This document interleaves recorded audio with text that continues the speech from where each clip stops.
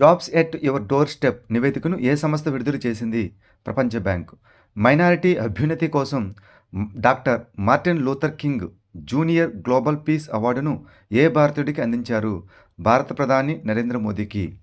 ఇటీవల ఏ public broadcaster OTT platform వేవ్స్ని ప్రారంభించింది?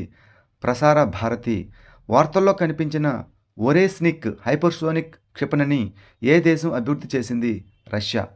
ప్రధాని నరేంద్ర మోదీని ఏ దేశంలో మైనారిటీ అభ్యున్నతి కోసం doctor Martin Luther King junior global peace అవార్డుతో సత్కరించారు?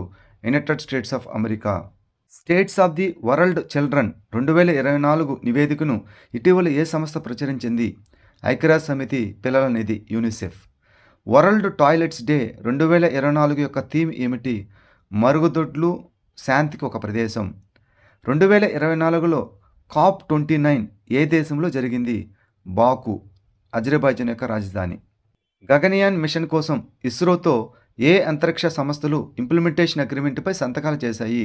ASA, Australian space agency. 2024-2031 cycle కోసం ఏసీసీ ఆసియా క్రికెట్ కౌన్సిల్ ప్రసార హక్కులను ఏ ఛానల్ పొందింది? Sony sports. ఇటీవల స్పేస్ ఎక్స్ పరీక్షించిన ప్రపంచంలోని అత్యంత శక్తివంతమైన రాకెట్ పేరేమిటి? స్టార్షిప్. భారతదేశపు ఫస్ట్ నైట్ సఫారీకి నిలయంగా మారిన నగరం ఏది? లక్నో. ఇంటర్నేషనల్ కోఆపరేటివ్ అలయన్స్ కాన్ఫరెన్స్ని ఏ దేశం నిర్వహిస్తున్నది? భారతదేశం.